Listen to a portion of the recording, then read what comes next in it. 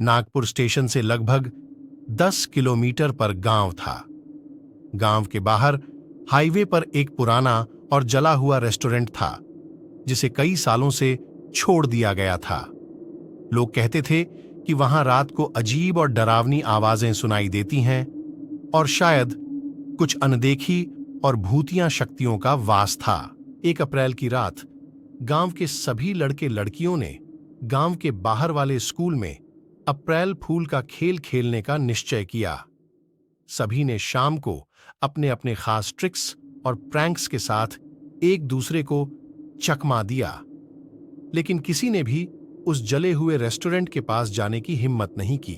देर रात जब वे सभी घर लौटने लगे, अचानक भीड़ में से निखिल के चिल्लाने की आवाज आने लगी, निशा, निशा। थोड़ी देर बाद पता चला कि निखिल की बहन गायब हो गई है। सबका ध्यान उसे खोजने में लगा। काफी देर ढूंढने के बाद भी जब वो नहीं मिली, तो वे उस भूतिया रेस्टोरेंट की ओर बढ़ने लगे।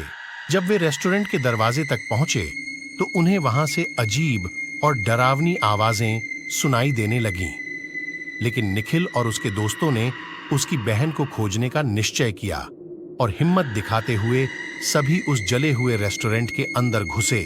रेस्टोरेंट के अंदर उन्हें बहुत ही रहस्यमय और डरावने माहौल का सामना करना पड़ा, जहां घने अंधेरे में बहुत सारे मकड़ी के जाले और चमगादड़ों की फौज ने उन सभी पर हमला कर दिया।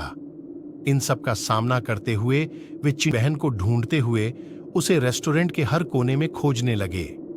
कुछ देर बाद उन्हें एक डरावना कमरा मिला, जिसका दरवाजा अपने आप हिल रहा था, जिसके आवाज से सबकी रूह कांप जा रही थी। फिर भी हिम्मत करके सब एक साथ उस कमरे में गए और वहीं पर निखिल की बहन को पाया। लेकिन निखिल की बहन के साथ कुछ अनूठा हो चुका था। गांव की सबसे सुंदर दिखने वाली लड़की अब एक भूत की तरह दिख रही थी और बड़ी इरिटेटिंग और डरावनी आवाज के साथ रोते हुए निखिल का नाम पुकार रही थी।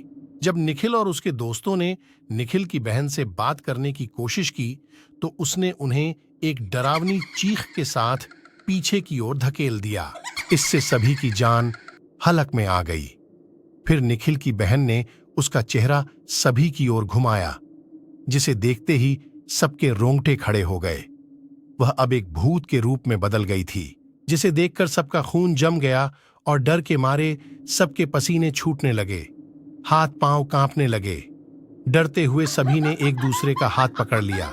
कुछ देर बाद निखिल की बहन बड़े ही डरावने तरीके से हंसने लगी और साथ ही कई लड़कियों की हंसी की आवाज आने लगी।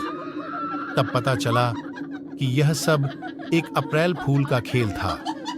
निखिल की बहन ने सभी लड़कियों के साथ मिलकर उन्हें डराने के लिए एक प्रैंक खेला था। सभी लोग नॉर्मल हो गए और हंसने लगे। जैसे ही निखिल, उसकी बहन और सभी दोस्त बाहर जाने लगे, उन्होंने जमीन पर एक लाश पड़ी देखी। वो निखिल का सबसे डरपोक दोस्त सुरेश था। सभी समझ ही नहीं पाए कि ये कब और कैसे हुआ। निशा का अप्रैल फूल का मजाक सभी को बेहद भारी पड़ गया। दोस्तों, आशा है आपको ये कहानी पसंद आई होगी। ऐसी ही डर भरी कहानियां सुनने के लिए हमारे चैनल को सब्सक्राइब करें। धन्यवाद।